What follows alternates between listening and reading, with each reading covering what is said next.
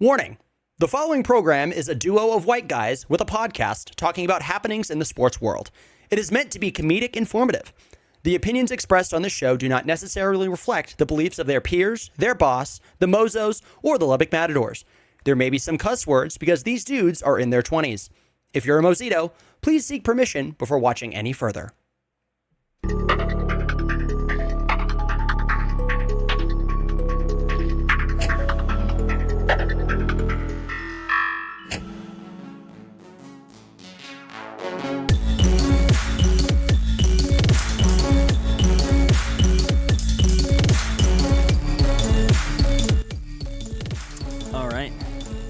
Say it again, Caleb. Say it again. Back. I mean, again, what are we doing? What are we doing? I always do that. I always walk back all awkwardly. I feel like you're just trying not to fix it just so we keep having this moment at the start. I mean, it's a good moment to have. It's a good brief pause before the chaos that is the Offseason podcast. You just want people to see your butt when you walk Yeah, around. maybe. You know, I've been doing a lot of little junk in the trunk, little squats, little squat action going on. You know. I really would love a squat rack. That would be my favorite thing. I know where out of all the it. crap you have here, that's definitely what you all need the to crap. add. I'd need a squat rack, Yeah. and then it would just become like a clothes rack in like a month. Yeah, because I wouldn't do it. Take roids. Let's see what Dylan is like with a roid rage. Oh my goodness! Welcome back to the Offseason podcast. I'm your host Dylan Wynn, alongside Caleb Lester, my astute co-host. Anything crazy happen other than the most obvious thing that's happened in this town? I mean, finals. Finals? You know, you're unk. You've forgotten the days of finals. Well, I do sometimes wake up in a panic thinking I'm late for class. You got to check Blackboard. Yeah, I got to check Blackboard. It's Canvas now, right? Yeah, it's Canvas. Yeah, I'll go check Blackboard. And I'm like, no, I'm 26, almost 27. God. Dude, You're on the wrong side of 30. Yeah, I'm on the wrong side of 30. When you turn 30, it's going to be... It's going to be a cold day. It's going to be fun. My sister on my 25th birthday, threw me an old person, like, retirement home theme party. And That's funny. all of my friends dressed up in, like, gray wigs and stuff. It was great. It was awesome. I don't know what I'm going to do for 30, but we'll figure that out. Let's hope some things go your way before we get there. Wife and kids by 30. Come on, Wife and kids by 30s. Ring by spring. Ring by spring. Ring by spring. Ring by spring. We've got a very, very awesome episode for y'all today. The reigning USL2 champions are here in spirit, of course. We don't have the full team here, but the Vermont Green were your 2025 USL2 national champions, and we've got Tyson Foster of the United in Green podcast, the fan podcast of the Vermont Green. And let's bring him on. Hello, Tyson. How are you doing? I'm doing great, guys, up here in the freezing Northeast, about an hour away from the Canadian border. It's some nice wintry weather. We're still keeping warm by reminding ourselves of the Vermont Greens. Beautiful, beautiful footy on the beautiful Virtue Field, taking out those slugs over in Ballard. Still just reveling in all of that. But you know what? We are thinking. We are already experiencing technical difficulties this early into the podcast. I can hear you. He can't. We're trying to figure that out. I'm trying to lip read as we go. Dylan just trying to. I'm fixing it. Okay, what about now? Go ahead. Check. There we go. There you go. All right. It wouldn't be a Mozos podcast if we didn't have technical difficulties. No worries. There we go. All right. Yeah. Sorry. Can you talk again? Mic check. Yeah, we should be good. It might be doubling, but hold on. If I do this, can you still hear? Let's hear. Mic check more. No, you can't. Okay. All right. We'll just rock with that. We'll be fine. It's all good. Actually, no. We're gonna do this. We're gonna. Are we doing this live on the podcast? Live on the podcast. Mute the audio output capture, and we're good. And we're fine. That works. Okay, there we go. Beautiful time there. But yes, hour away from the Canadian border, correct? That's correct. My wife and I love going up and watching the Montreal Impact. It's still going to be the Impact. It's never going to be CF Montreal, no matter how much they try and make it be that team. And of course, Vermont Green has a bunch of loyal Quebecois diehards who always come south to go and party with us in Burlington. So yeah, it's a grand old time.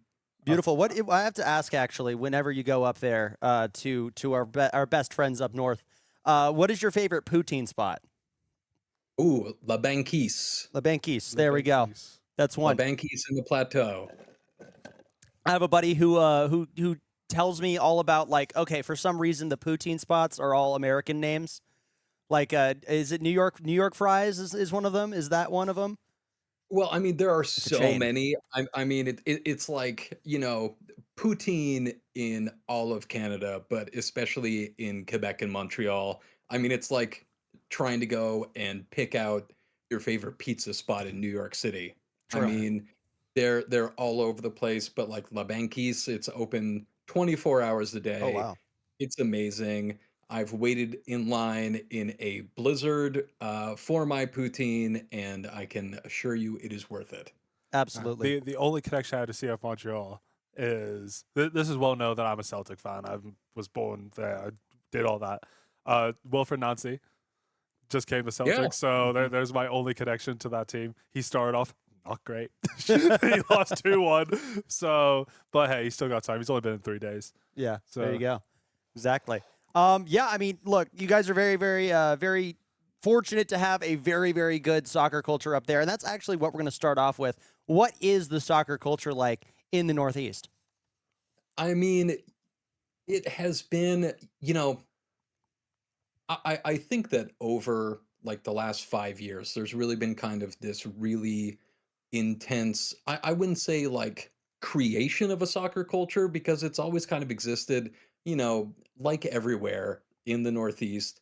Soccer is probably the most played sport by, school age kids. It's everywhere.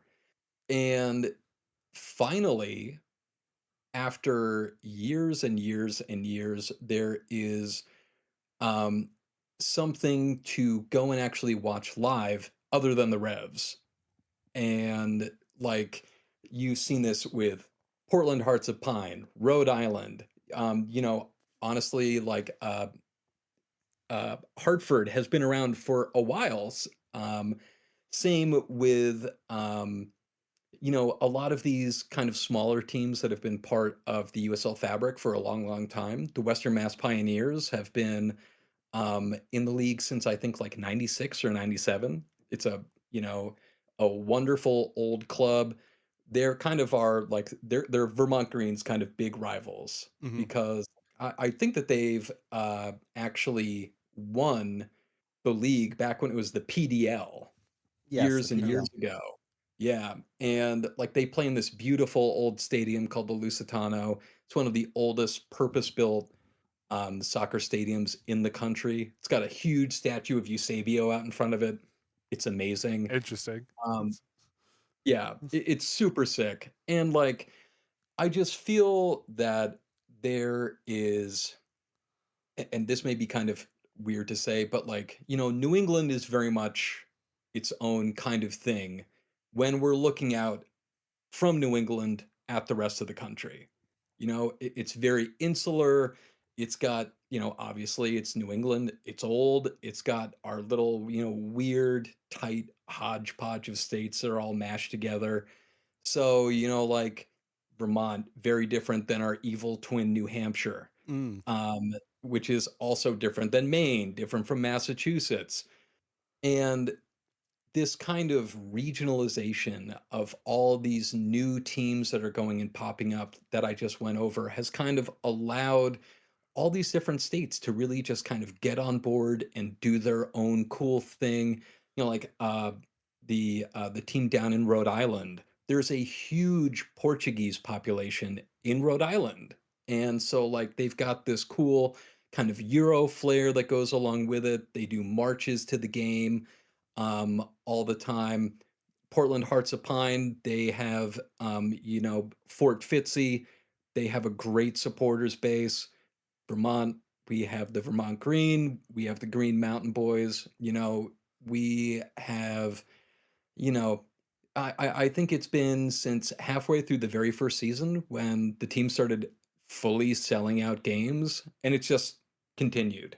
And like honestly, I think that one of the biggest kind of ports of pride or points of pride in kind of the whole New England supporters scene is that it's like a very DIY scene. you know, when the Green Mountain Boys, the Vermont Green supporters group, first got together, it was because Tyler Litwin, who is kind of the founder of the group, literally put a message out on Instagram that was like, "Hey, this new soccer team just started. Let's just go and like literally start a supporters group from nothing." Yeah.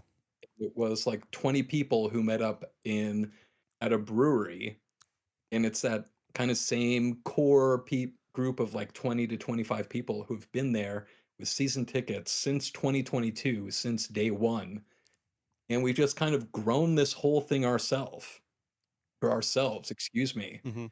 But and I say that, but like we did have so much support. I mentioned our friends to the north up in Quebec before, but like uh the first season that Vermont Green was kind of kicking off was in during a time where the Montreal Ultras were feuding with the Saputo family, Hmm. as they often do, Hmm. and a ton of Ultras came down for the very first Vermont Green home game, and they had flares, they had megaphones, they had drums, they had chants. They kind of taught us almost from the ground up that like, hey, this is what you've got to do. This is what you've got to have. That's why like a lot of our chants, we don't sing ole ole, we sing allez allez, go go go in Yeah. French. Yeah.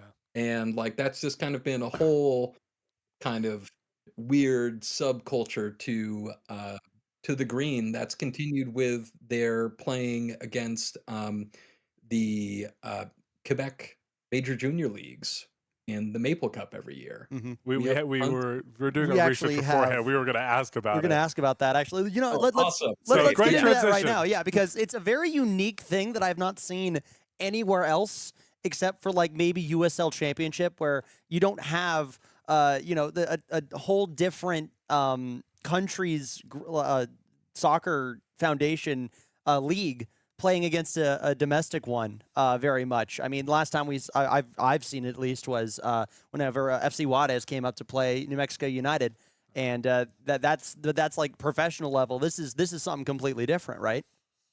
Yeah, it is completely different, and this is something that like the founders of Vermont Green have always really, wanted to really put forward the idea that Vermont Green, it is a club that is by Vermonters, it is for Hmm. Vermonters, it is our local team. And like Vermont is a very, very small state. A third of the entire state lives in Chittenden County, and that's only 300,000 people, more or Wow. less. Yeah. It's the second least populous state. I think only Wyoming has fewer people in it than we do. But just to the north of us, we have Quebec. We have Montreal. Montreal is one of the five biggest cities on the entire North American seaboard. Hmm. And it has an amazing soccer culture. Vermont, at least we forget, back in the day, back in the 1790s, almost joined Quebec as being part of their province when Vermont was its own independent republic for 10 years. Hmm. And there's always been this really cool bond between Quebec and Vermont.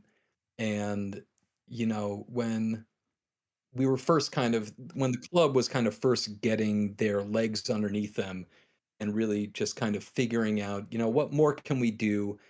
What more can we do to like provide more games, more things for fans to go and watch?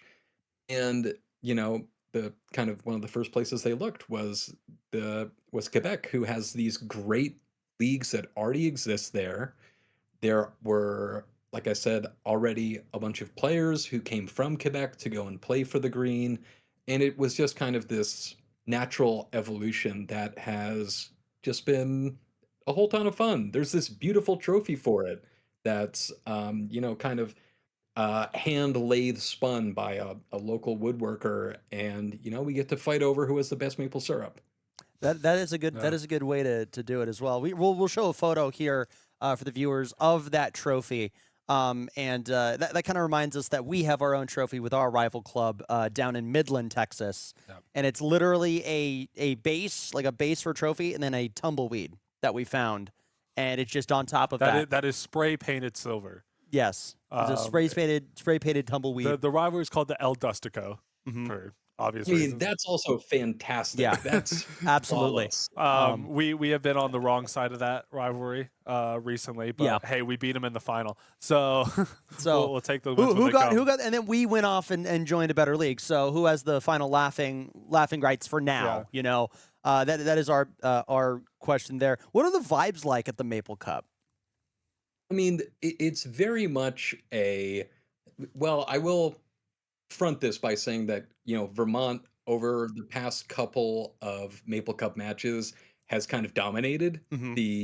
the Canadian teams. So it's very much like uh currently it's a celebration of uh, Quebec culture as well as Vermont culture, the kind of all the connectedness that we have. There are like, I mean, my wife is French Canadian. There are still so many French Canadians who live, especially in the northern part of the state. It's very much like happy family vibes, Mhm. but I can definitely see that if, some of the more intense Canadian teams come down and really kind of put up a fight, I think it could get real competitive real quick. Yeah, definitely. So does that kind of vibe carry over into your USL 2 games? I mean, is it still kind of like, is that just a Northeast thing, or is that what? Uh, no, not necessarily, because there are some teams that we fucking hate. Yeah. Um, like the New Hampshire team, we don't say their name, um, and like fuck that team, fuck their players, we hate them. They Can we hate get the us. abbreviation for because we're out of the loop on this? Yes, we are a little out of the Oh, loop. okay. So I will say it and not be penalized by my podcast co-host. That's fine. We will Okay. protect you because we're out of the loop. We need the context. We need knowledge. So it is the New Hampshire Seacoast Phantoms. Okay. So, and they had, before Vermont came in, them and Western Mass had kind of been the two big teams in the USL2's Northeast Division. Seacoast is basically a like youth soccer farm team. They have like all these big academies in Maine, New Hampshire, Massachusetts, and it's like very much like one of those massive pay to play grind them out youth academy things that basically has a USL2 team. And the past couple of years, it was like kind of back and forth between them and Western Mass, as opposed to kind of who the best team was in the division. When Vermont came in our first year, we actually won. We beat Western Mass 1-0 on like kind of a wonder goal by Dibanwegbo to go and give us a 1-0 win, which got us into the playoffs our very first year in existence. Seacoast, before we won the championship last year, Seacoast won the USL, the entire USL2 the year before that. Ah. So the USL2 Northeast Division has had back-to-back champions. And like, we say that we hate them, but like they're always a very good team, but they play like the most boring park the bus, Jose Mourinho, two banks of four, lump it up deep, let the forward go, and like do some magic to go and It just happens and to beat work them. more times than it doesn't. Yes. And like that's so different than like the way Western Mass play. Like Western Mass have like they play really good soccer. They have actual fans. They have an actual stadium. Like this is a well-supported historic team. Seacoast has like literally 5 fans, and it's the parents of the players. And there was a whole thing, I think 2 years ago, one of their best players, Marco dos Santos, called Vermont Green Social Media FC. Mm. Um, so that was a wonderful bit of gamesmanship, a wonderful bit of trash talk there. Actually, really hurt one of the co-owners' feelings because they take a lot of pride in like Vermont's like really cool social media stuff that they do, and like it's really important to them.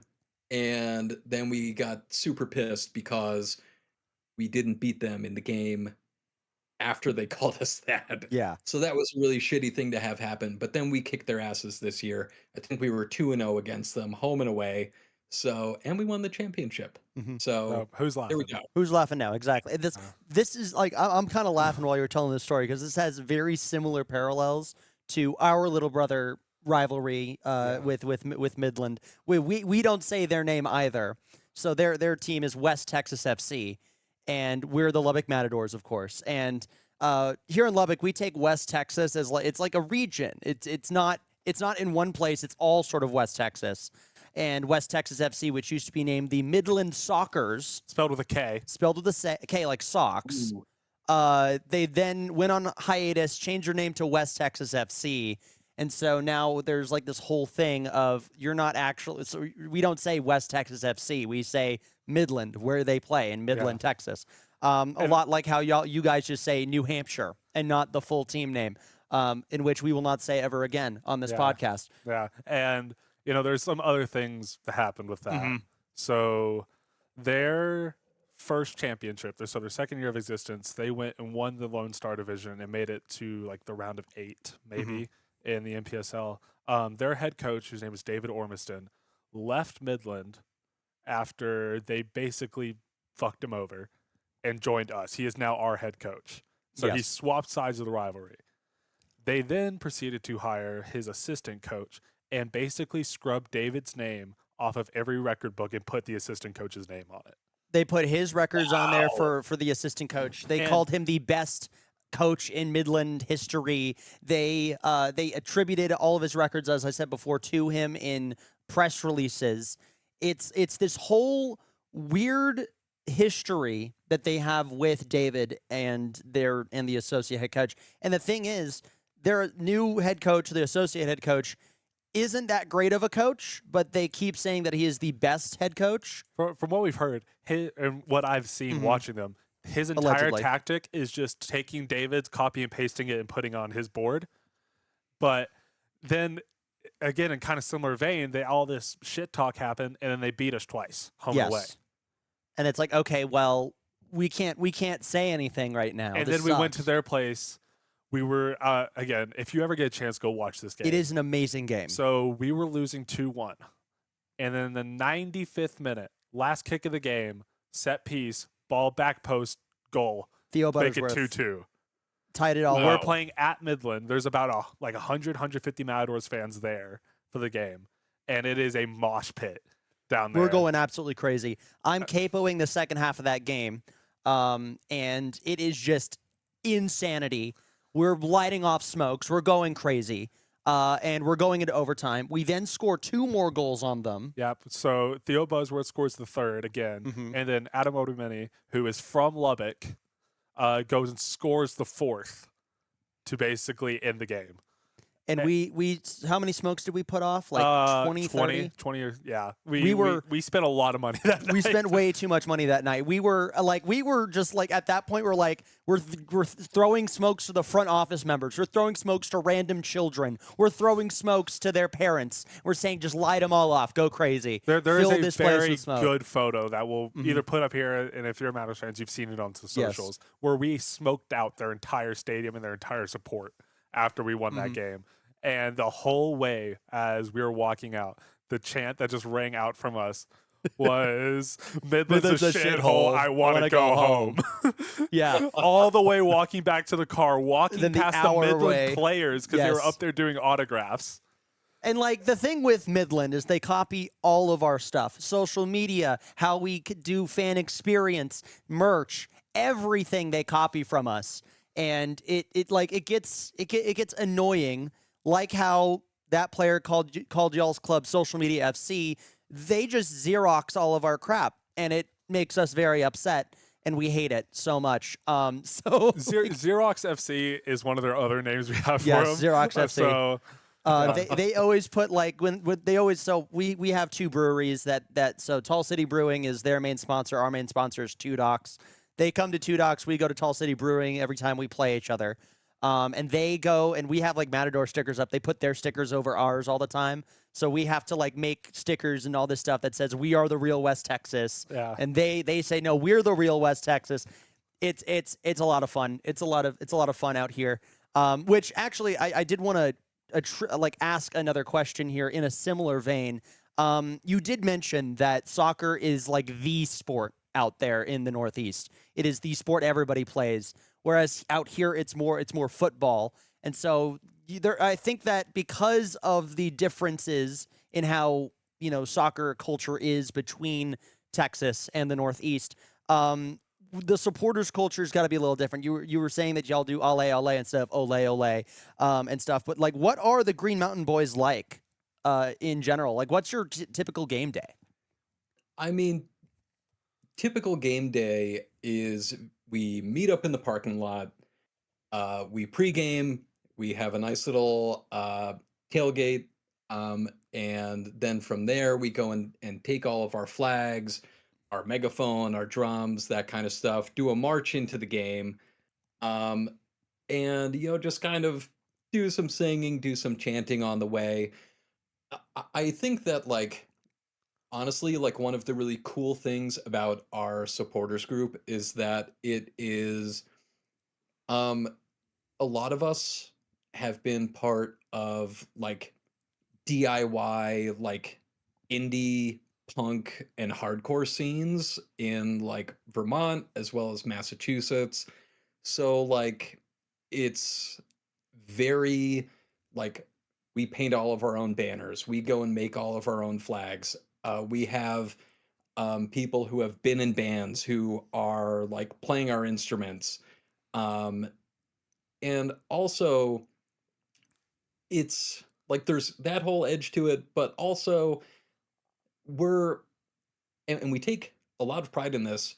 We are very, very silly.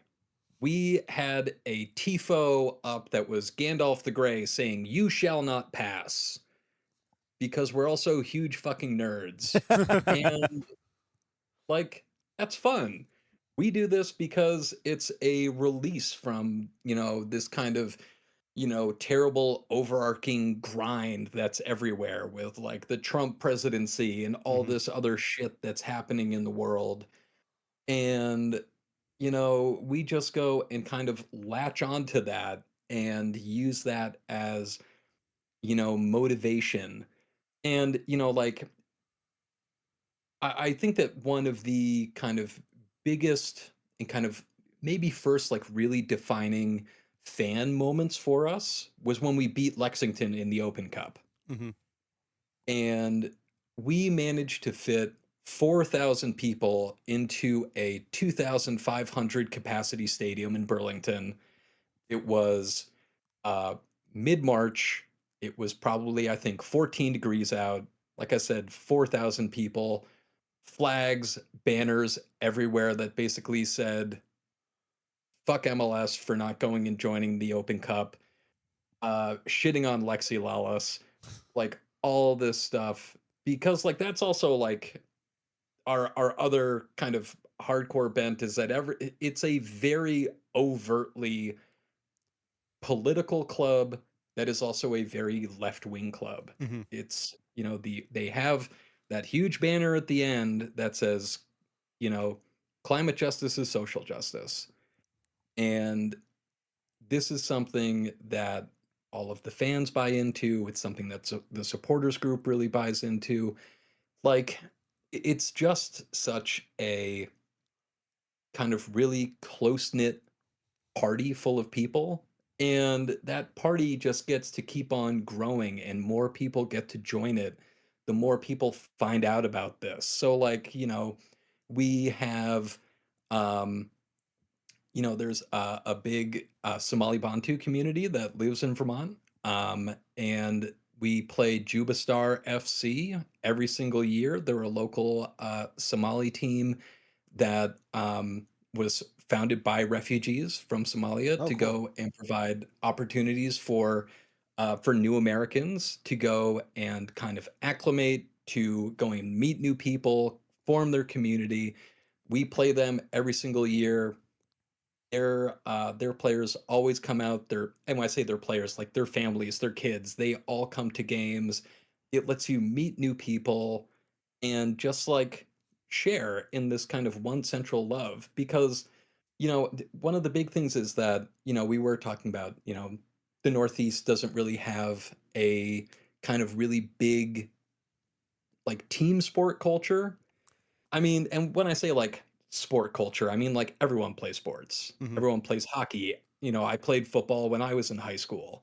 I played rugby. Like we have all these things, and some of it is at a very high level. Like UVM, the Catamounts, they won the NCAA tournament last year. They also have had a very great hockey team. We had Victor Stamkos. We had Tim Tebow, not Tim Tebow. Fuck him. well, Tim Thomas. well-known Vermont Well, no, hockey Vermont's player hockey player Tim Tim Tebow. Thomas. Tim Tim Thomas. Thomas, great Bruins goalkeeper, played for UVM. But like it's very different when you have like, the UVM college team versus something that is so purposefully built to be everyone in the States. And that's what Vermont Green is. And, yes, UVM is probably watched by a large number of people in the state, but there's also Middlebury, there's Castleton. Like there are some other big colleges that have pretty good sports teams. So like that's your own little niche kind of thing. But the Green have really, I feel, kind of drawn people together. And that's the same kind of vibe that we go and bring in the supporters group. We all like there are always new people coming up being like, hey, can we stand with you guys and like wave flags? We go and hand out flags to kids to go and wave, at the stadiums, things like that. Um, it's just a really kind of fun communal experience that, kind of, the Green Mountain Boys are kind of the biggest cheerleader of that whole, kind of group of people who's there during games. But it's not it's never going to be exclusionary. It's never going to be Hmm. like, oh no, you can't stand there because that's where we stand, like that kind of thing. We have a similar thing talking about college sports. So obviously Texas Tech is in Lubbock, and there was Tech is Lubbock, Hmm. but there's been angers with them recently as the team has gotten better that they've started to price out the fans. I mean, season tickets went up $200 this year just because they were doing good, and of course they won Big 12 this year, and we're going to the playoffs, so it's kind of worth it. But there's this thing that even though they're championing Lubbock, they're slowly weeding Lubbock out. Yeah. And there's this whole Unfortunately. thing with the Matadors that, our season tickets are really cheap. And when it's during the summer, Tech's not playing. So come be part of a Lubbock community that's putting Lubbock first in this whole thing. And there wasn't any soccer culture in Lubbock. I Yeah. remember when I started supporting soccer in Lubbock. When the Lubbock Matadors got founded, I was like, cool, I'm going to be one of 200 people there. And then I go to the first game, and there's 4,000. And then, when we get to this year and we're pushing 6 and we're getting close to 7, Hmm. and it's not like we're playing at a soccer stadium. We're playing at a high school stadium that is running straight into the ground. So if you're standing at the bottom, you are eye level. You're actually below eye level from the field because then there's a running track, Hmm. and then there's the bench, Yep. and then there's American football lines crossing over with soccer lines. It is one of the worst viewing experiences you'll ever have. I agree. Because I But mean, when I first started watching the Matadors, I would always get really confused on where the outline is because they would run by where the football sideline is and keep playing. I'm like, wait, no, he's out of bounds. Wait, no, he's not. Yeah. Their line that's after that is the out of bounds line. So it just shows like the value when clubs like really attach to a community, because it is one of the worst viewing experiences you'll ever get playing at Lowry Park. Sorry, Lowry. But when we had that 6,000, 7,000 game against Midland, obviously the rivals, they were such a show of Lubbock culture there and show of pride for the city That it wasn't just like, oh, let's go have an outing, Mhm. at just on a random Saturday night in the summer. No, it's about we're gonna go support this club against our fucking rivals, and Yeah. we want to batter them. Of course, we didn't, but it just that's one of the things I really like about Vermont versus some of the other clubs I see in the USL is just how much they attached to the city, how much more the city attached to them. You talk about the DIY part of it. I was part of the DIY emo and punk scene here, which sadly the city killed for good enough reason. You know how those shows get. But but a lot of the guys from that were really interested in helping with the Matadors this year because it's this DIY, do it your own. Let's go out and make a banner today, Mm-hmm. and we're all going to use our own money. We're not going to go out and we beg for money because it's Yeah. a supporters group of Yeah. 501c. We have but to. but let's go out and we're just going to go buy a tarp or we're going to go buy some fabric and we're going to make it. There's so many parallels between our two supporters groups and maybe even both of our clubs, and we're thousands of miles apart. It's like starting to have this conversation. We're just kind of looking at each other like that's us too. That's us too a little bit, or that's same sort of thing. Well, and like I just think that I mean, especially with these, community teams, their our supporters group gets, emails or, like Instagram messages all the time about like, oh my God, like how did you build this kind of experience in the stands where you can go and like look on the team's social media on any random day and see, thousands of people with flags, everyone's wearing green, everyone's going and screaming, everyone's chanting, everyone's singing. And it's like, you can do that too. We were just like, again, literally 20 people who went to a brewery. Mhm. And there was you know, the green were well attended. People went and watched, but it took years and years to like really kind of build up a kind of collective consciousness that's like, hey, when we all go to a game, like this is what you're going to do, this is what you're going to expect. We didn't have the scenes of like the smoke and like the players jumping into the stands. Well, actually we have always had players jumping into the stands. They do the virtue leap up in Burlington Mhm. is what they do when they go and score a big goal. But like you could have that in, you know, these new teams that are going and popping up in like Florida, in the Midwest, in Idaho, in wherever, pick your town. You can make your kind of team supporter culture whatever you want it to be. You just have to go and find a couple other weirdos who are into the same kind of stuff. Go out and just enjoy yourselves, have fun, and, try out stuff. You'll find something that sticks. You'll go and find that supporter identity. You'll find that kind of uh, culture, that fandom, and like I said, anyone can do that.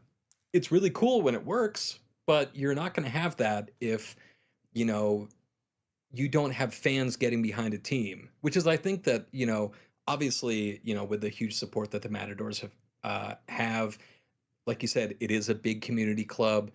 But a lot of these new USL teams that just are kind of popping up out of the woodwork, it seems like, or maybe I don't want to be too harsh, but Yeah. like, you know, you can't just place a team in a town and be like, hey, come support them. It's the team from your town. Yeah. Like, if you don't have any kind of community engagement or, some kind of not like bigger purpose, but like no one's going to care if you don't stand for something. And like, I'm not saying that every team out there needs to be like, oh, we're going to go out and save the rainforest or whatever. Mhm. But, you know, that's going to make people care more. Well, and on that, talking about 20 guys in a brewery, how our supporters group got founded, the GM and the owner, just were at Two Docks one day watching a United States match, and our original founders were just also there watching it. And then all of a sudden, boom, 4 guys started a supporters group, and we've grown into what we've grown into now. And they were older guys, John, Jeff, and Jordan. Not John, Ryan. Ryan. God, what am I doing? We love you, Ryan. We love you, Ryan. But when that got started, they kind of just, their rule was it only looks dumb if none of us are doing it. If you try to do something and it's only one of you, so we might as well do it and look stupid. And all commit. And you commit to the bit. Yeah. 100%. So when, I just went to the Matadors game and I was like, whatever, I'll come and watch. And I saw that. I was like, that's what I'm used to. So they were more to the American side. I come in, I brought, European ultra style. I was the one who started to say, hey, let's do smoke. Let's do tifos. If you look at our tifos, they're very European style. And then, we had a big, obviously it's Texas, there's a big Spanish and Mexican influence. So now we have full chants that are fully in Spanish. And it's just the vibe and culture we bring. And I think that's something we really struggled with at the NPSL, that there were no other supporters groups. Yeah. Not one or two, zero. But, there was one in Hickory, but not in our conference. Hickory, AppFC, but in the Lone Star Conference with teams around Texas and Oklahoma and Arkansas, the supporters culture was zip zilch nada. Because there was the Denton Harbingers, who used to be pretty good, and then the club fell off, and then so did they, and then they came back, but the Harbingers really haven't, as far as I've seen. There's a Midland supporters group, which isn't a real supporters group. It's 3 guys who stole all our chants. Yeah, they literally went to our website, found our chant list, copy pasted. Control F LBK and then Midland. Lubbock. Yeah, LBK and then Lubbock. or Midland. Midland and West Texas stuff. Every time they come to our stadium or we're at theirs, we're just like, oh, they're doing the same things that we're doing, and we're pulling out new chants for this rivalry. We're pulling out new stuff all the time. We're getting new inspiration. They're just kind of there. But that is something we're really excited for, because we plan to go to multiple away games this year, especially in the Lone Star. I mean, you talk about, with the Hitch cinematic universe, which I'm sure you've become aware of now, going to McKinney and Denton, who obviously we had a big rivalry with Denton when they were still in the NPSL. That's a one that's going to get reignited. Going to McKinney, who's pulling really good crowd numbers. I mean, in historic McKinney. Yeah, in historic McKinney, as they like to call it. Yeah.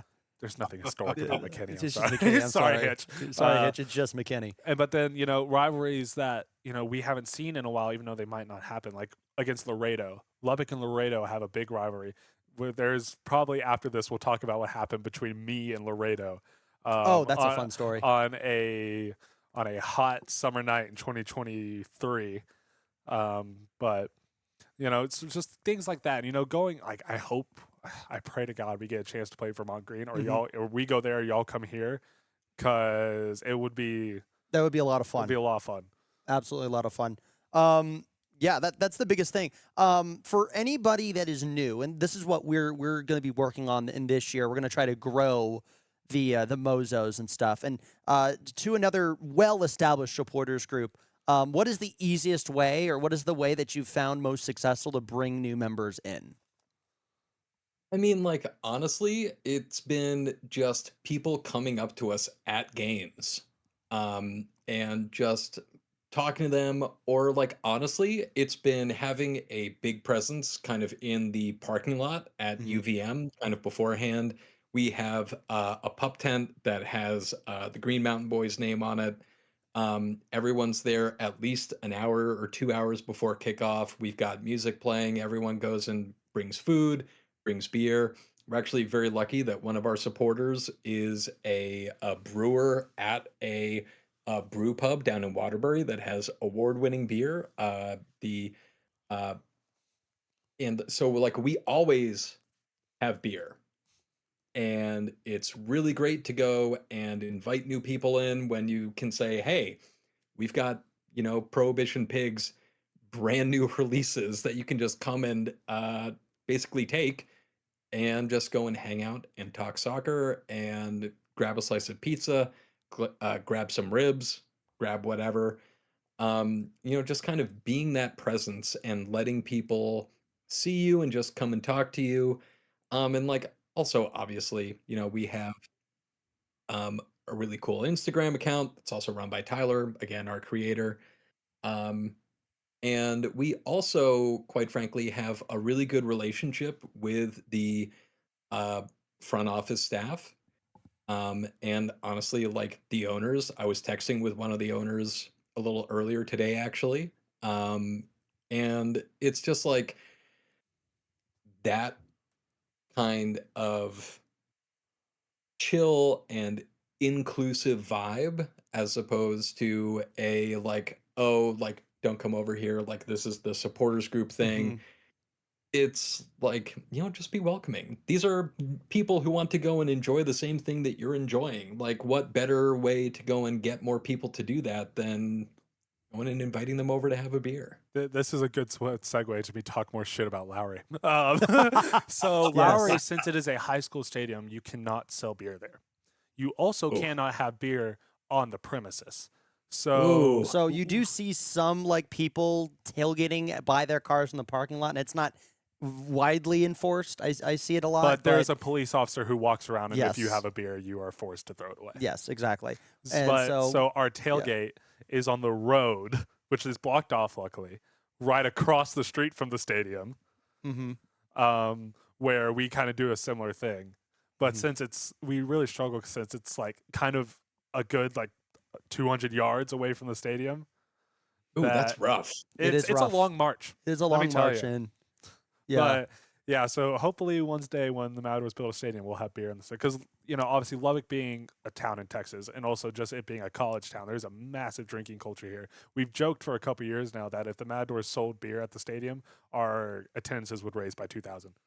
we would raise our attendances. The club would get so much more revenue from each game day because beer revenue is king.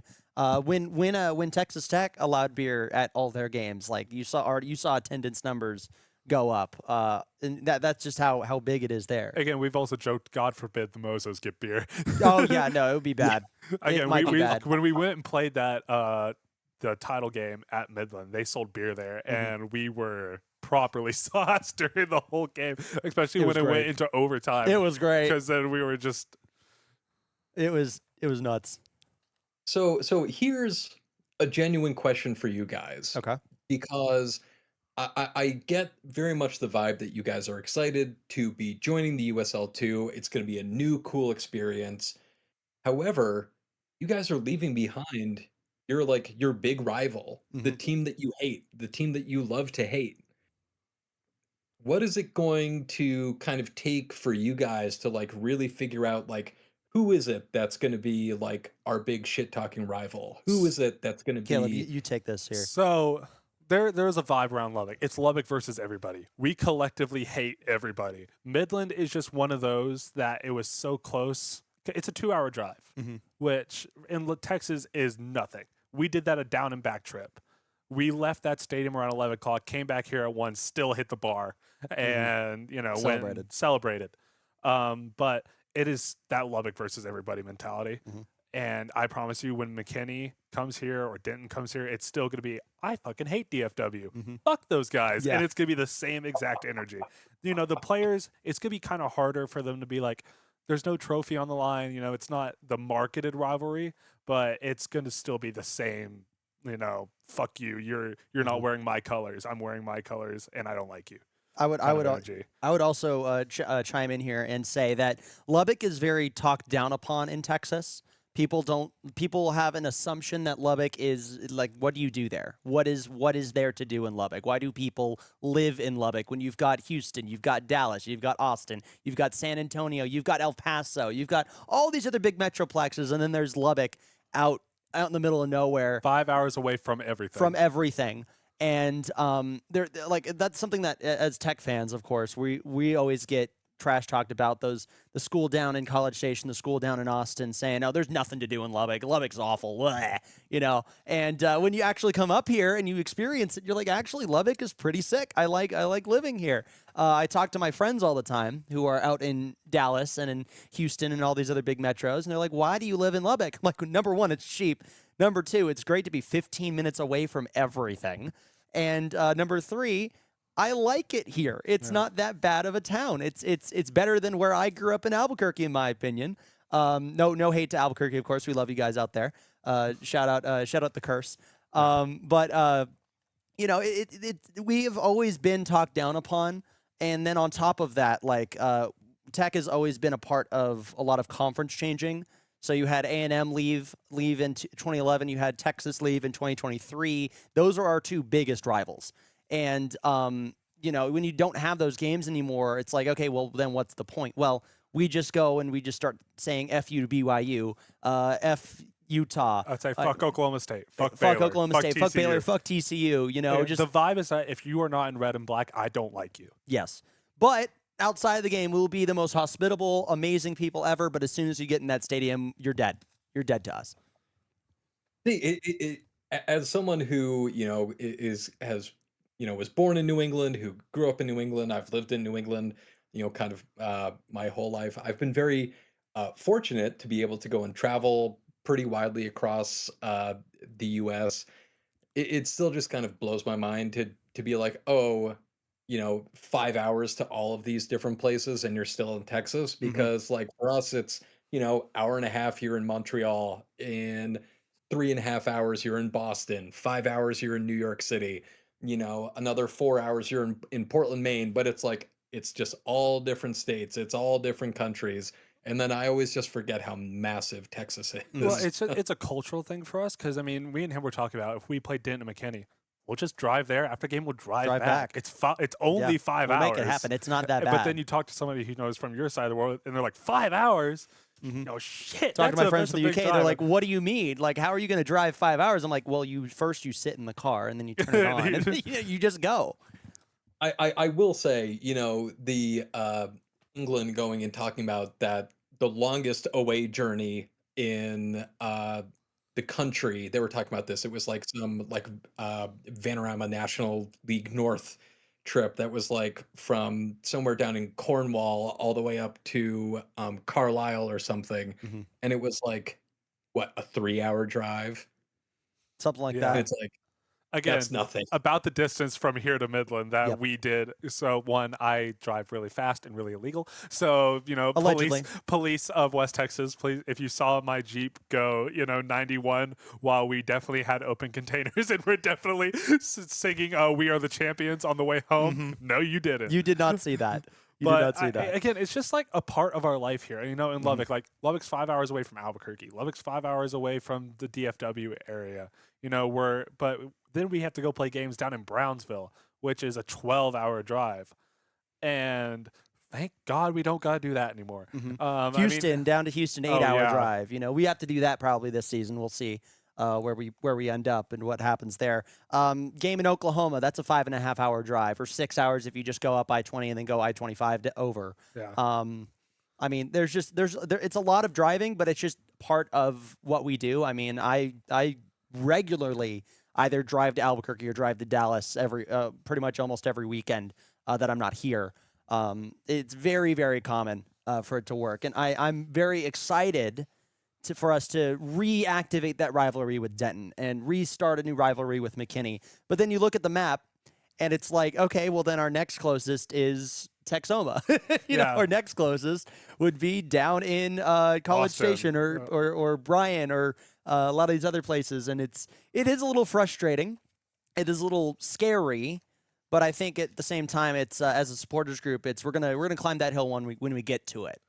I mean, again, when we went and played in Oklahoma, again, 5-hour drive, we brought 20 people? We were like 20 people. Yeah, it wasn't that bad of a hike up, and it was really cool because the owner of Oklahoma United hooked us up with discounts on hotels for us to come up, and that was really nice. That's something that you don't see a whole lot of other opponents do. But they're like, we see what the Mozos do in Lubbock. We want to bring that here to Oklahoma, get as many of those people up here as we can, and have them go crazy in our stadium, and maybe we can get a supporters group going. I will tell you that this year, kind of like our big away day every year is down to the game in Western Mass, just because they're the kind of one other team in our division that really has a big supporters group. They have a lot of fans. And we had been kind of talking about it for years, but we finally got a charter bus and we got like 60 people in it. Um, and the way that we did that was there's this guy, Ian, who owns and runs a coffee shop in Burlington, who's a huge Vermont Green fan. And he basically sold sponsorships to local businesses. Like those businesses put coffee and drinks and food on the bus and helped go and basically pay down the cost of the bus ticket. So uh I think it was like $30 or something for a ticket to Western Mass, which is in Ludlow, Massachusetts, which is like a 3.5 hour drive. But that included the bus, your ticket to the game, free beer from the beer cooler because again we have a brewer who is a supporter of the team, um, and also included a slice of pizza and a drink at a pizza place that they stopped at on the way down there for lunch before the night game, and that is the way to do it. Absolutely. You know, you weren't involved yet, I don't No, I think, wasn't but involved. this No, was our first game against the team in Midland. We also got a supporters bus, and I think we had probably about 50, 60 people on it. We didn't quite do the club paid for the charter, and we just went down. I mean, we didn't do the whole sponsorship thing, but that's something I wish we played Midland again this year so we could do something like that. Obviously, we took 120 people down there last year. A charter bus would have been really nice. would have been very Um, nice. but yeah, I mean, just like that kind of culture where you have all the guys in your supporters group on a bus. I mean, just chatting shit, going to a game. I mean, better way. I promise you. Again, I played Texas high school football. Those bus rides are some of the most fun rides of your life because you're just sitting there with your friends for a long period of time, and you're not driving, so you can just turn around. You could just have fun and just yap and have a great conversation with anybody around you. Yeah. So yeah. You did mention, of course, Virtue Field at the University of Vermont, and we have kind of two questions there. Does the smaller stadium size at Virtue Field impact the atmosphere? How does it impact the atmosphere? So I do think that it impacts the atmosphere and also kind of where our supporters group is um, in the stands. We're all the way kind of down on the south side of the stands, and we are like right up next to it. We're maybe 10 feet away from the sideline where someone's going and taking a throw in. Um, we are right there when the green are attacking that goal. We are right by the corner as people are going and doing set pieces, and like you can really get under the skin of opposing players because they can hear you really, really well, and your own players can hear you really, really well. So uh, Coach Taylor, Friday Night Lights reference, Coach Chris Taylor Yeah. of the Vermont Green, wonderful guy from Liverpool, um, talked about um, how much, or like the, because we're so close, because we are right there, because it is so easy for the players to hear what you're saying, they the players hear the chants, they hear the songs, they hear when they go and sprint to go and track down a loose ball and go and prevent a breakaway or go and manage to go release a player further up the field. I just feel like being so close, like we can make it a bear pit, and we love that. Again, another chance for you to talk shit on Lowry.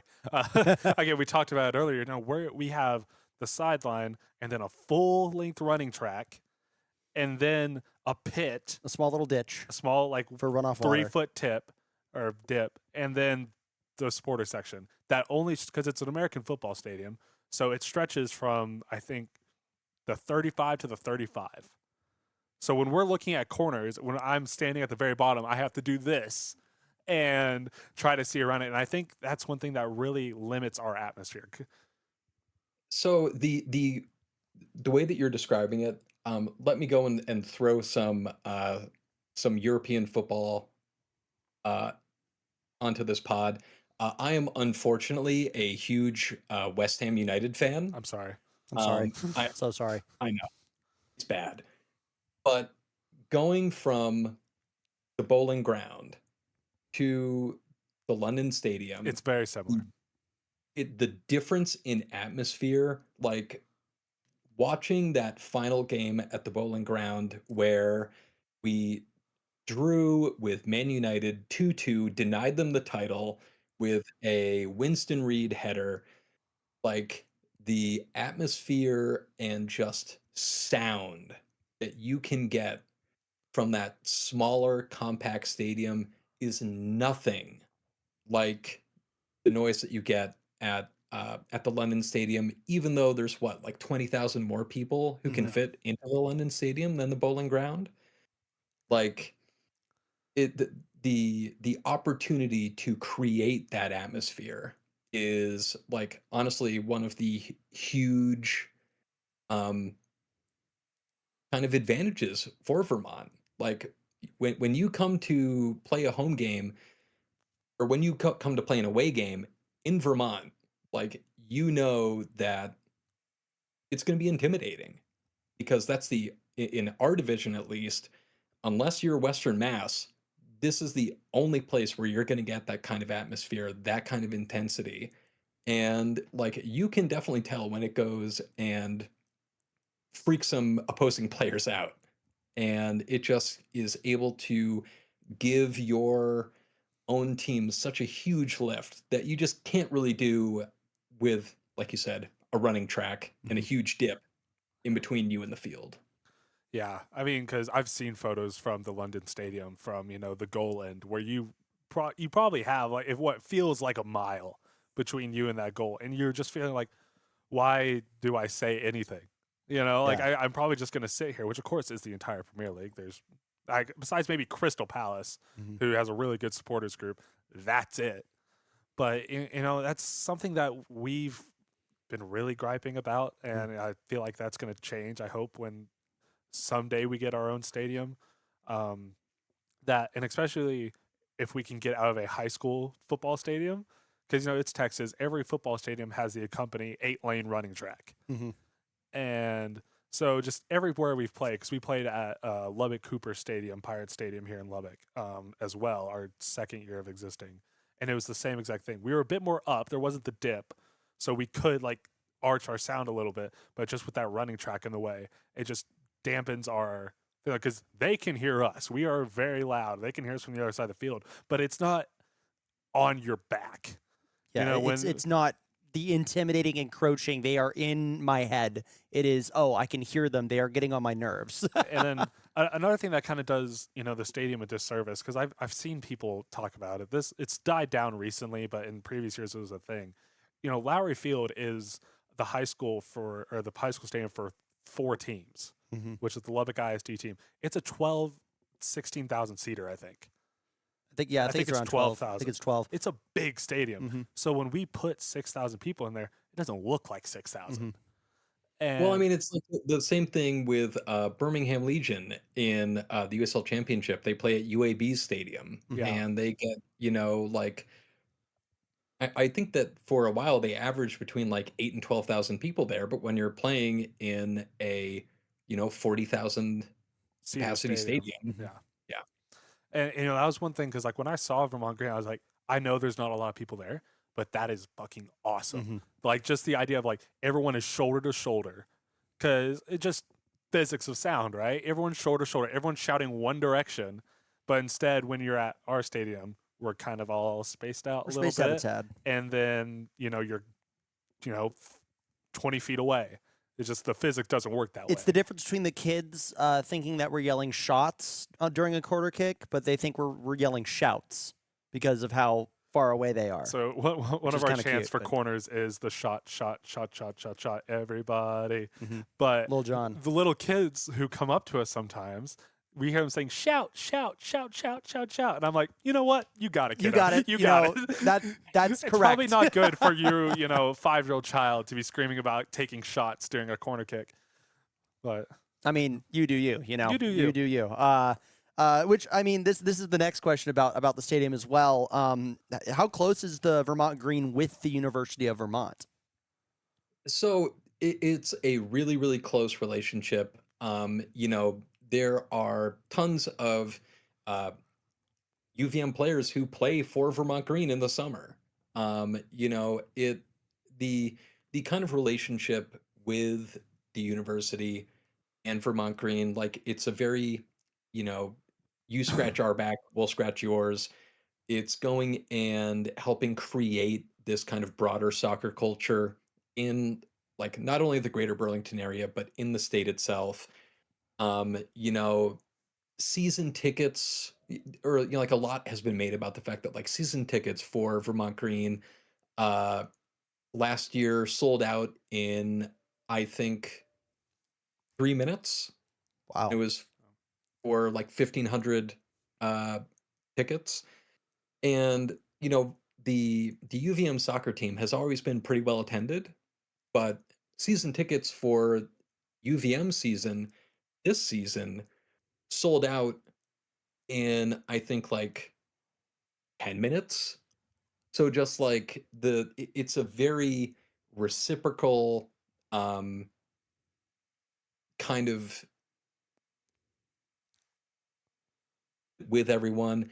And like let's be quite honest, because Vermont Green is using UVM's facilities at Virtue Field, um the way that they have a concession set up is that there are a bunch of local food trucks that go and come in that set up kind of around the stadium, which is great. We have a bunch of like rotating really cool food that you can eat. However, alcohol sales are run by the university. Mm. So UVM keeps all of the income from alcohol sales, soda sales, and like kind of snack stuff. The green get to keep the gate receipts as well as the merch that they sell. So, and also the college provides security for the games. So it's like not a lot of effort from UVM to go and have a ton of people go and drink the entire game, and they basically make a killing because it's really good Vermont beer, and really good Vermont beer is expensive. Hmm. And so, yeah, like they can make that's honestly like kind of one of our kind of supporters groups kind of big gripes. It's not the owners of the team have never said this, but we gripe about this is that we wish that um, you know, the team for as successful as it's been for, kind of all of these things, like I'm sure that they're not making money hand over fist. Hmm. I'm sure that they're making a profit because, they're not paying players. They have really cool merch that people from all over the country and all over the world buy, and they sell out every single home game. But they don't get to keep a lot of the money that they make on the other kind of ancillary game day stuff. yeah, I mean, talking about our relationship with tech, which is not. Hmm. Because maybe this is how it feels. Tech sees the Matadors as a threat in a Yeah. way that, like, oh, they're stealing money that could be going to us. Hmm. We're not going to help them They're out stealing market whatsoever. share more. Yeah. There was, whether it was true or not, there was reports of like when Matadors interns would put up Matadors posters, like in the dorm message board, they get taken down. There was like you weren't allowed to include Matadors with any of your like advertisement talks on tech. The Mozos were temporarily soft banned from tech Hmm. soccer games because tech only has a women's team. And their head coach, who his last name's Stone, the tech women's soccer team has came over leaps and bounds from where it started. They're a perennial Big 12 championship contender, NCAA Division One title. Like we usually make it to the round of 16. Hmm. That's usually our peak. Yeah, round of 32, round 16, around there. But we went to some of their games and they basically went, no, you cannot do that here. You can't bring Like- drums. You can't Like it have them wasn't during it the wasn't match. smoke. It wasn't the Mhm. horn. It was like drums, horns, chanting. Mhm. Like you cannot do that here. Because the head coach likes to coach at the players during the game and needs as much silence as possible, which so, is interesting. Yes, Yeah, exactly. yeah. So we were temporarily soft banned for a while, and then they reached out to us this year and said, "Hey, our atmosphere is really bad. I wonder why." And shit. and Yeah. then Like- we came in and they're like, "Okay, you can't do drums, you can't do this, you can't do this, you can't do this. You can try this. Oh, we tried it. No, you can't do that. Yeah. No, and like Yeah. It's a lot of slow moving progress that we've had, but it's progress nonetheless with Texas Tech's women's soccer. And of course the men's team is club level, intramural level. yeah, former head coach of them. Right there. I won a national championship with them. So that's great. But like there isn't a stadium for the men's team, so you can't really Yeah. plug and play Mozo stuff over there. I But mean, you a- could, again, but even then, Lubbock, probably has the soccer stadium. I think is a 2,000 seater, so it's probably Mm-hmm. it's a little smaller than Vermont's, but it goes up more. It doesn't go all the way out. Mhm. But again, it's a good facility, and they have really good practice fields. Do not let the Lubbock Matadors use it, Mhm. because it's seen as it's it's bullshit. It is. It's It fucking is BS. bullshit. It is BS. And I mean, I feel like that y'all's relationship with Vermont, with University of Vermont, is a lot cooler than what we can do. But I also think that we can't do a whole lot because Big 12, Texas Tech is a part of a Power 4 conference. There's a lot more red tape. Maybe I'm not 100% sure. I was going to say that, for as big as UVM is compared to like basically every other college in Vermont, and like UVM has, I think, between like 30 and 40,000 students, like the athletics budget that UVM has compared to basically I mean like I can't even imagine what the athletics budget is for Texas Tech's football team. Like billions upon billions. Probably around high millions, probably close Yeah. to $1 billion. right. Vermont doesn't have that. Mhm. Like so it just makes more sense to have that kind of community or not community, but like communal back and forth engagement because there's just so few opportunities to, help grow engagement with like UVM soccer teams outside of the UVM soccer season Mhm. or any of the other UVM sports for that matter outside of their own individual seasons. And, this may be, kind of a gross generalization, but, we're starting to get into the kind of brutal dark of cold, cold winter up here in New England. It's dark at it's pitch black at around 3:30 in the afternoon up here. It's cold, it's kind of brutal. And there's always been this kind of, very much, at least in Vermont, it's very, very small. Like I'm from a town of 500 people where maybe a quarter of them I was related to. Um, and, if you lose power somewhere, you better hope that your cousin has a generator over somewhere that they'll let you borrow because Mhm. otherwise your pipes are going down. Yeah. And it's that same kind of real kind of community ethos that's kind of baked into everyday life in a lot of places in New England. Just because there aren't a lot of people here, so you've got to go and help out your neighbors. Um, and it's also kind of a running joke that in the Northeast, people aren't nice, but they're kind. Whereas, especially on the West Coast and places like California, they're very nice, but they're not very kind. Mhm.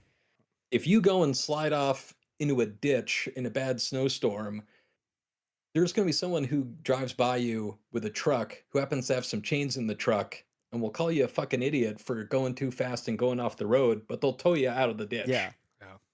Again, Yeah. you Yeah. see me and Dylan look at each other. That's exactly what West Texas is. I mean, we had it recently. If you ran off the road because there was a dust storm, there was a haboob coming through, and you were an idiot to go driving 90 miles an hour when you can only see 2 feet in front of you, and you slid off the road, I'm going to call you a fucking idiot, but I'm going to tow you back. Or I'm at least going to give you a ride to wherever you are staying till the thing passes through and I can take you back. But, that's when we get into the topic of, Tech and Lubbock, where Tech is Lubbock, and so when Tech is pissed off about something, Lubbock suffers. Yeah. But because when Tech is really, really good, Lubbock is really, really good. Like right now, Lubbock is on cloud 9. Lubbock is amazing right now. When football sucked when I was in college, it was not great. But then basketball was really good. So the power of men's basketball came and helped us out. We nearly burned down a whole street. Nearly burned down the bar district out by the university. It's a little bit of give and take where Tech is Lubbock, but Lubbock is not necessarily Tech as well, which is fun. I mean, like literally what you're describing to me just goes and like cries out for like a 4,000 seat modular stadium that can be gone and expanded upon as demand allows, that you can go and build right up next to the sidelines. And this may be me generalizing about the vastness of Texas, but kind of one of the huge issues in Vermont is that Vermont is 70% forest.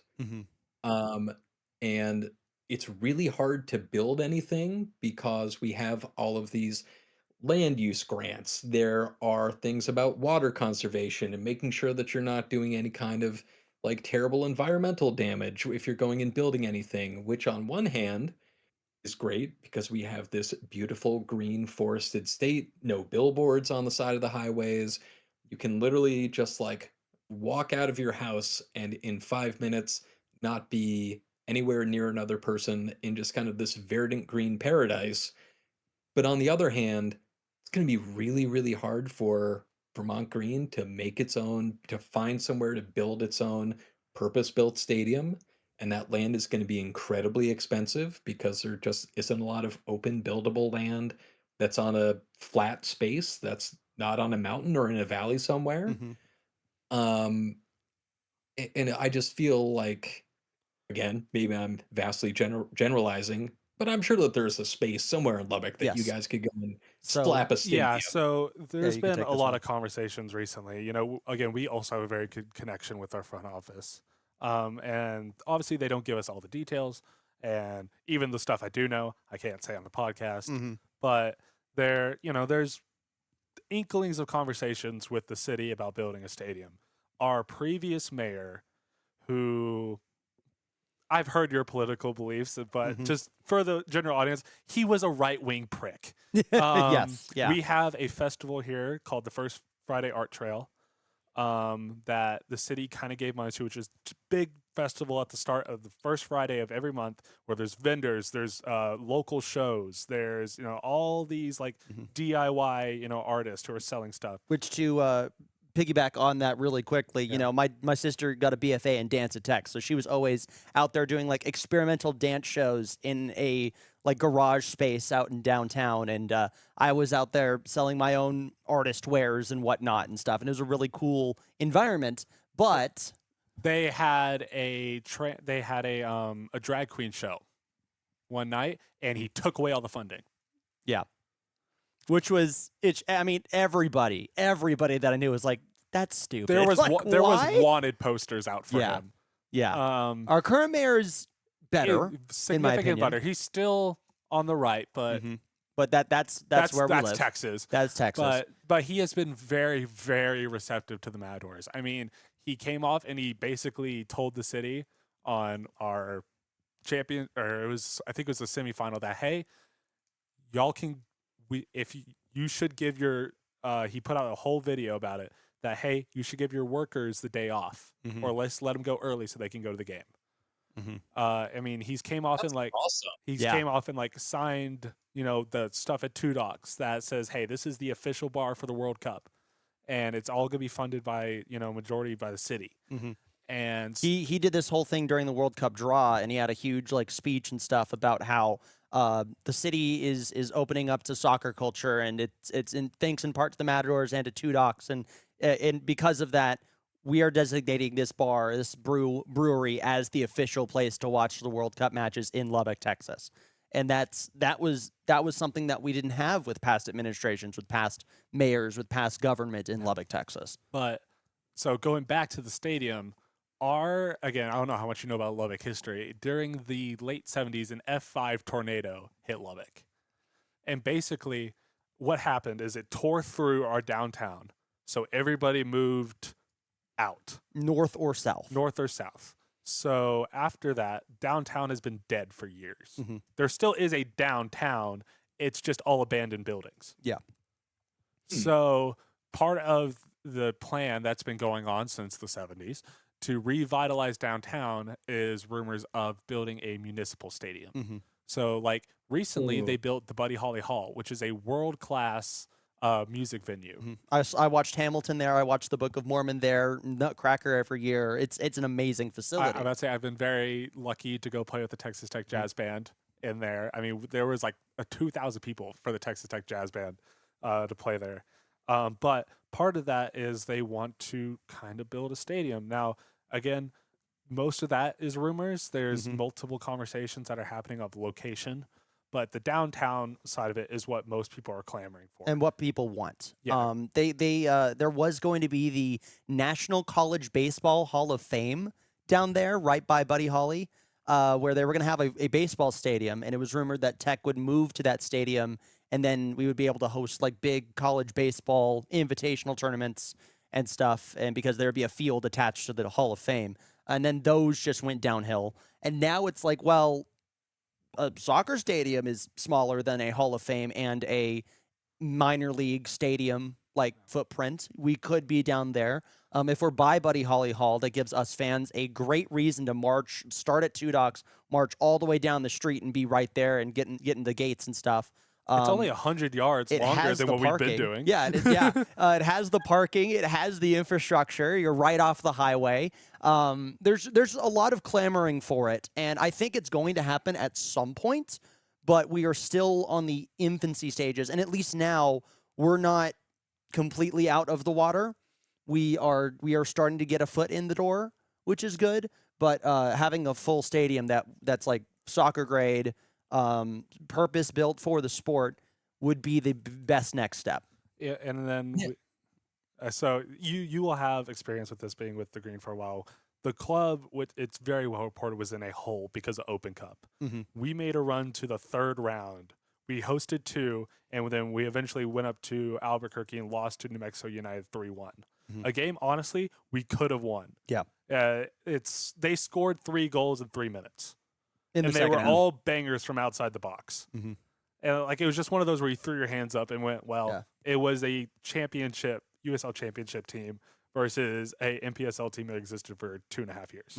But a lot of the reasonings why we kind of got into a hole was because we had to go play our matches at Lubbock Christian, and that was expensive. That was a lot harder to deal with. Lubbock Christian's obviously a D2 university, right? D2, Okay, I yeah, can't remember Lone if Star they're D2 or Conference. NAIA, but that stadium only holds about 1,000 people.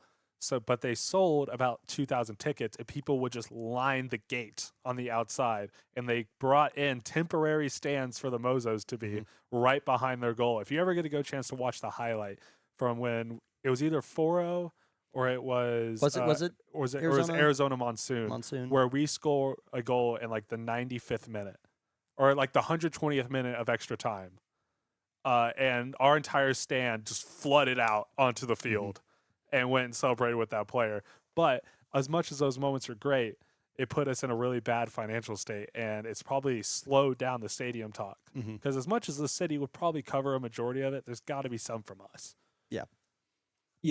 Well, and I mean, I think that, like, honestly, I'm on, obviously, we're on the USL Discord. I'm on Blue Sky, follow a bunch of like kind of lower league soccer nerds, and I can tell you that many people were very excited about the Matadors coming to USL2.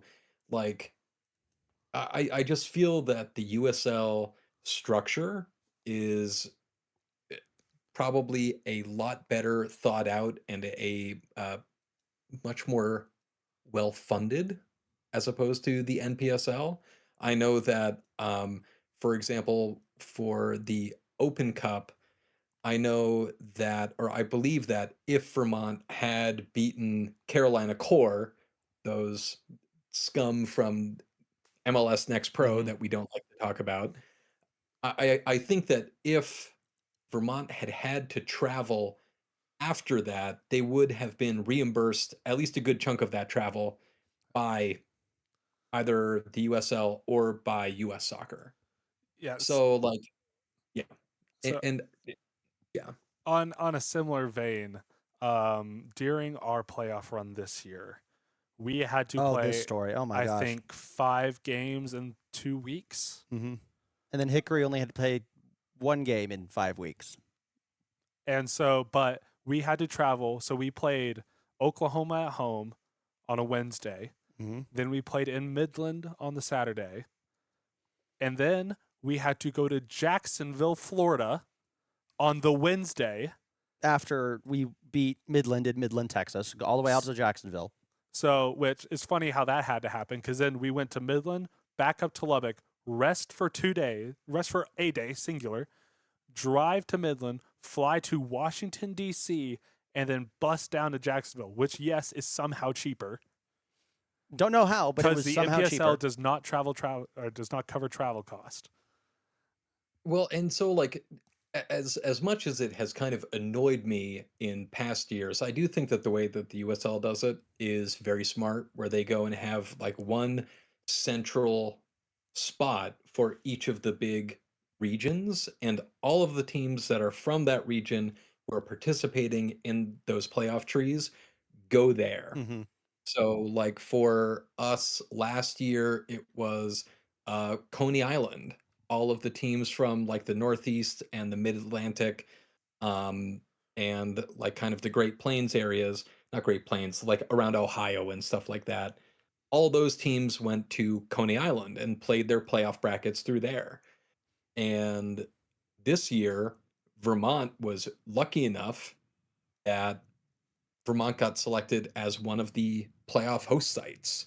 So we got everything was at Virtue Field, which was amazing. We were very lucky, but it also meant that we were doing kind of without that same kind of intense travel, but we had to do, I think it would have been a game on Friday and then a game the Sunday immediately hmm after that. And then we would do the next round. And it was Friday, Sunday hmm for I think 2 or 3 weeks. Admittedly, there wasn't any travel involved, but that's still rough. Yeah, especially for players, especially for fans. Just getting the Friday to Sunday. It's very NCAA March Madness tournament style, where like Thursday, Friday, Saturday, Sunday, whereas NPSL was Wednesday, Saturday.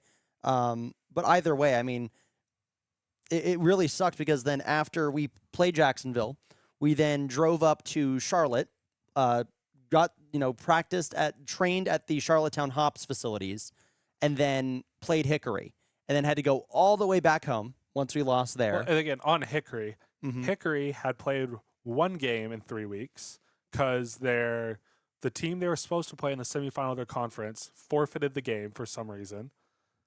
And then they played Appalachian FC and won in the 120th minute. We won't talk about the other thing that happened in that game. That's another off thing question where I'm going to accuse a bunch of people of things. Yeah. And then they sat there for a whole week, 2 weeks actually, and got healthy. And then we had to go there and play them, Mhm. and they only beat us by 1 goal. Yeah. So I'm excited for this for the hub format that's going to be in the USL. I think it would be really cool to have like a nice weekend outing with the fans to wherever we go. It probably Denton, probably McKinney, maybe even Houston. We'll see.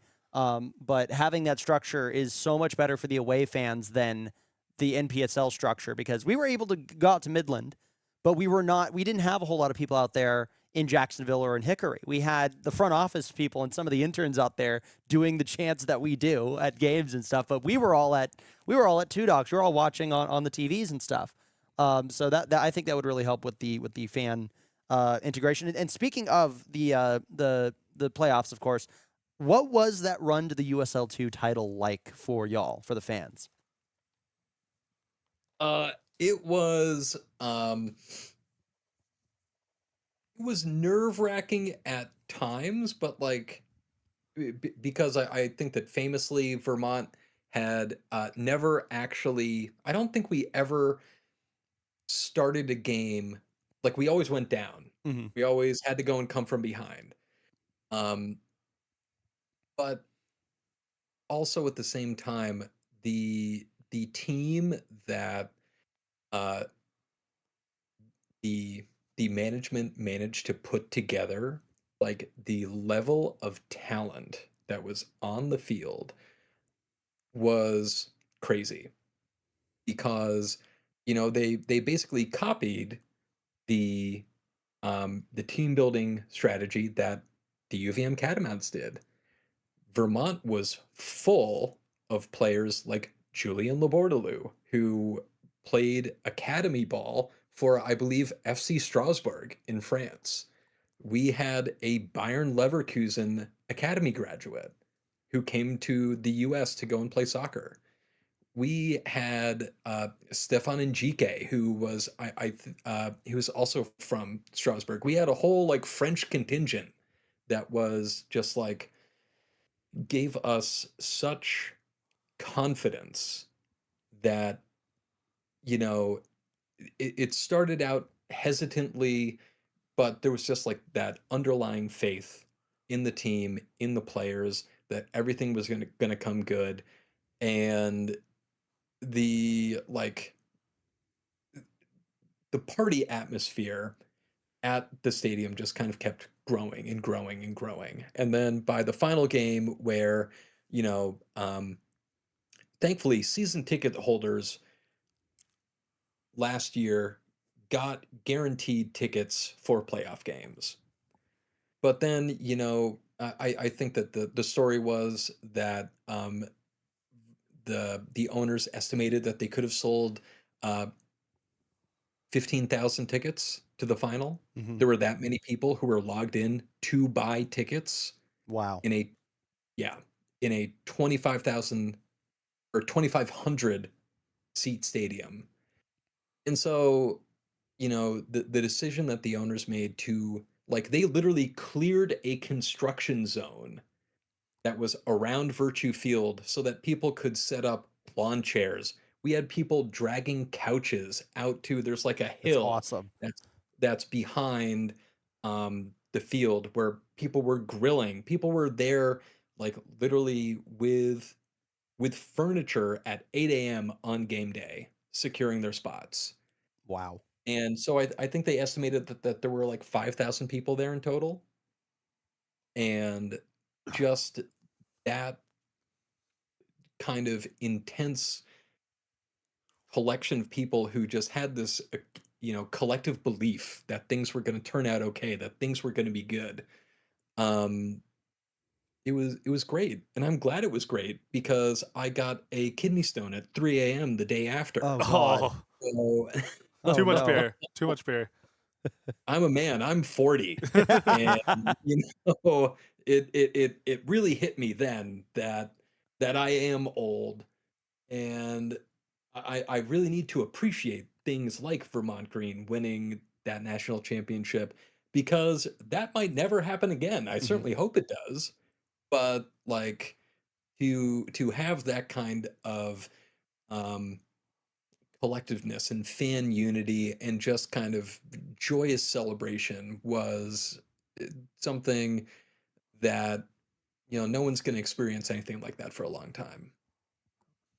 That's really good reflection there. Yeah. That's I pray for the day that is, if we keep playing at Lowry, we get to open up the berm mm-hmm. to stand on. Yes. So Lowry is built into the ground. Mhm. So there is, one stand on one side that's about a 8,000 seater, and the other one on the other side is maybe 4 or 6. Mhm. And then all around it is a grass berm And I'm used to tech where we have a student overflow zone, whereas a grass double T in the stands that they will let students go sit down and just sit in the grass and just enjoy the football game. But I'm also hoping the day we get to open the other side of the stadium. Because the other side is usually where some of our tifos are. We display our tifos that way. Because of how Lowry Field is built, it's hard for us to display it in the stands a bit. It's really hard to have it see. The angle isn't great. The angle is like really, it's not high enough. So we were like, okay, what if we tried to construct poles? Well, then it just becomes a kite in the Lubbock wind, and someone will fly away. Like we had a very similar problem in that like there isn't the kind of stadium architecture that you would normally need to go and like hoist up the tifo to go and have it hang from the rafters to go and display. And I think that again, one of our clever Quebecois friends um, basically recommended that we go and buy essentially soccer netting. And then we went and zip tied that together to create a backdrop to go and put our cutout tifo on so that you can go and cut little wind loops Yeah. that are in the actual canvas itself and have it be on that netting to let stuff blow through. Yeah. Because we had the same issue where people were literally getting almost blown over when we had it up on metal poles. Again, we go back to me bitching about Lowry, which just turns into what this podcast is. We also have the problem that the stadium is right on the ground. And so if we have anything on the bottom of the tifo, you will not see it. Yeah. So that's why, because another big thing for us, as much as we want the crowd to see it, we want the players to see it. So that's why we started doing it on the other side of the stadium. So what we would do is that the teams would line up, they'd sing the national anthems, players would shake hands, and they'd run out on the field. So as soon as they ran out on the field, we would display, because we do, I don't know what size tifos y'all are doing over there, but we're doing, I think our biggest one this year was 40 by 40 feet, and put that up on the other side of the stadium. And, they just turn around, the first thing they see is this tifo and all the smoke popping on the other side of the stadium. We tried to do it in the home side this year. It didn't work the way we want to. Might try the idea you put forward because I really like that. That's a very good idea. But I just want a steep stadium. Come on, former engineer. Let's make this happen. Former. Come on, we got some smart minds out here. I was gonna say our tifos aren't as big as that, but we do think they're clever. Did you guys see the Welcome to the Bernie Bow one? Yes, we did, and I really liked it. That one was awesome. Yeah. Ours, again, are more European influenced. So we had the one last year, which is Good Night Blue and White, which was the one for Midland, or excuse me, yellow and white, because they changed their jersey colors for some weird reason. Yeah. We had the one 2 years ago, which was the one for the Mozos Pyro crew, which was the one of a skeleton wearing a, mariachi sort of outfit. The bullfighter outfit with the smoke in his hand. And I cut out a hole on the top of the smoke, and I bundled 3 smokes together and popped them all at the same time and hung it out the hole. So that it looked like the skeleton had like an actual smoke. That was pretty cool. That's excellent. And then there's some others I'm definitely forgetting. Yeah, the That'll Be the Day. That was like I think the first season. That one was bad. We don't talk about. Yeah, we have ones that we always do that are just LBK, and we have our community come out and paint them. So we need to redo them that year. We'll probably do a tifo painting party or something for that. We just have a lot of different signs and stuff that come out too. We have a super fan, Miss Shelton. She is a professor at Texas Tech, and she's always at all the Tech games and at the Matadors games. So she has her own set of signs that she makes. She reuses every season so that she has those all the time. But when it comes to tifo, there's stuff that we are learning, we are working towards. Yeah. Tyson, thank you so much for your time. Caleb, do you have any final questions for Tyson? Red or green chili? we asked you this on the Discord, and he got really confused. So my answer, I'm a big fan of the Verde. I love a green chili. Yep. I love a nice herbaceous pozole. I love a green chili. And I if you had said do you like red or green chili? I would have had an instant answer, but when you just said red or green, it really confused me and threw me off because I didn't know what you were To talking be about. Yeah. fair, since we're obviously he's from Albuquerque, and I'm we from live New really Mexico. close to New Mexico. When someone's talking about, when someone just say, "Hey, red, green, or Christmas," you instantly know. You know your Like, answer. So Yeah. Whereas like as soon as you cross the state line, you see chili, and you're like, oh, so like chili, Yeah. like meat and beans, and not beans. Sorry, we don't do beans here. I do beans and chili. I like beans and chili though, but like the Texas style chili, we save our beans for our burritos. Apparently, that's Yeah. a thing. I mean, that's what chili is there versus chili in New Mexico is a sauce of the plant of the pepper, the serranos, and whatnot out in Hatch, New Mexico, the chili capital of the world, which is fun. So yeah, red or green. That was a great spin question there. Yeah, I mean, if we were able to do like if the Matadors ever get to play out there in Vermont or vice versa, we'd probably do a tifo asking red or green. That would probably be what we'd do, because that would be kind of fun. That would be. You would confuse a lot of folks. Yeah. Yes. But then Carlos, our buddy Carlos out at New Mexico United, would be like, "Oh, orale, Orale! orale!" He would love it. He would absolutely love it. Tyson, thank you so much for coming on the pod. It was great having you. Anything you want to plug? Anything you want to shout out? Anybody you want to shout out? I mean, I will go and plug the United in Green podcast, which is the one that I co-host with my good friend Mike and our buddy Sam from the Blazing Musket.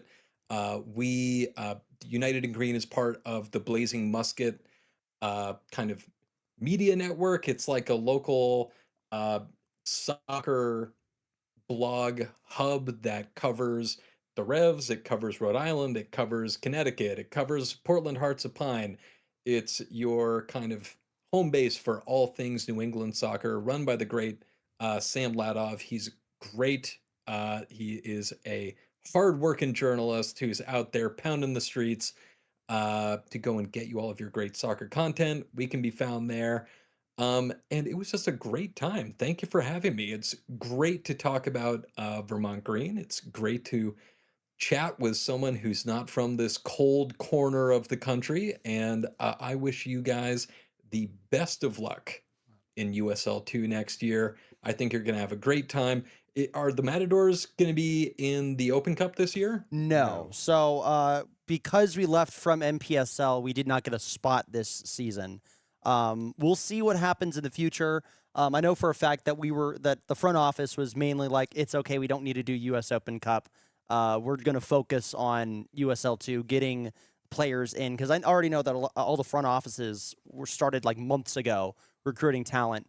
And that's something that we have to figure out from being the MPSL. You can kind of, keep a few months, you probably start recruiting around February or March. No, we started recruiting like immediately after that announcement started. At least I know from the front office. Yeah. So I think we just focused on that. Unfortunately, we did not do US Open Cup this year.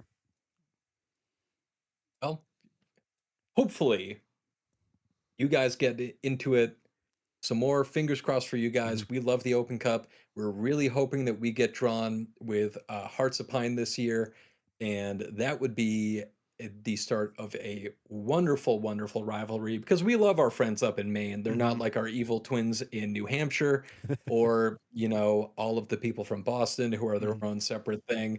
But yeah, no, it was a great time. Thank you guys for having me, and hopefully you guys do get to come up here. We get to come down there. That'll be great. You get Very to fun. experience the 105-degree summers. Yes, the scorching heat of drier heat of Lubbock, Texas. At least we're not as humid as the DFW area. So I will take dry heat over humidity any day of the week. beautiful. That's exactly what we want to hear. Exactly what we want to hear. Everybody give it up for Tyson Foster. Make sure to go check out the United in Green podcast. And we'll send it back here to the couch and desk and Bucky's chair. Yeah. Caleb, any final words before we sign off for the night? I need this season to hurry the fuck up. It needs to happen. I just need it to be here. Open Cup's about to start. I mean, we're going to be the biggest Vermont Green fans in the Open Cup. Absolutely. I will say, though, that since finishing up the season, it's gone by pretty fast. Maybe it's because we went so far in the season, and then Tech football Immediately kicked started off. And like 2 weeks later. if Tech was bad right now, it'd be going right with slow. Yes. But since Tech is still playing football in December, Big 12 champs, baby. The calendar's dumb. Big 12 champs. Okay, so we need y'all's input. Next photo, I want Joey McGuire with the trophy right here. But we could also put something else. We do need to put the Mozos Hall of Fame thing probably here. Yeah, we probably put it above and the then I Bugs need Bunny. to build my cool wall for jerseys when they come around. that's what we're going to need if to you do. are on the Discord, which we'll send this pod into, and you've watched this far, first of all, thank you. Thank you for watching. Second of all, once the season comes around and your jerseys get released, message me on Discord or tweet at the Mozos, and I will put your jersey on the cool wall. I will decide how good your jersey is. We are going to be doing daily jersey reviews once we get further closer to the season. We're going to be doing a lot of those. It's going to be a repeating segment on this podcast. But yeah, Texas Tech Big 12 champs in football. We're number 4 in the nation. For some reason, playing in the Orange Bowl. In Miami. Miami. And here's why. The SEC champion was contractually obligated to play in the Sugar Bowl this year. Dumb. That is why. Dumb. So that is why Georgia went to the Sugar Bowl, and then they pulled Ohio State to Dallas instead of us to Dallas. Geography's dumb in this country. Geography's stupid, but hey, I got my flights. I've got my tickets. I'm gonna be there. Mr. Moneybags. Are you guys gonna go or no? No, I'm broke. Ah. Okay, all right. Well, just hold it down in Lubbock for me. Yeah, I will. And if we win, I will be watching the semifinal from here. Yeah. And then we will see if we do the national championship because that's again in Miami. Yeah. Same place. We can do a little watch party. We'll do a little nice little watch party. Get a little silly. Can I smoke some ribs maybe? We'll see. We'll probably end up at Crickets. We'll probably end at Crickets. That's true. Yeah, we need the liquor pitchers. Carlos, get out here. We need to have a liquor pitcher with you, buddy. Yeah. But yeah, that'll do it for us right now, and we'll have a very happy holidays, Merry Christmas, maybe Happy New Year. We'll see if we do another podcast before the end of the year. Now that finals are done, we have a lot more time on our hands, right? Yeah. So I get to enjoy life again. So yeah, the war is over. The war is over. So now is my time to do the awkward walk over to the computer and to press stop recording. 3, 2, 1. Adios.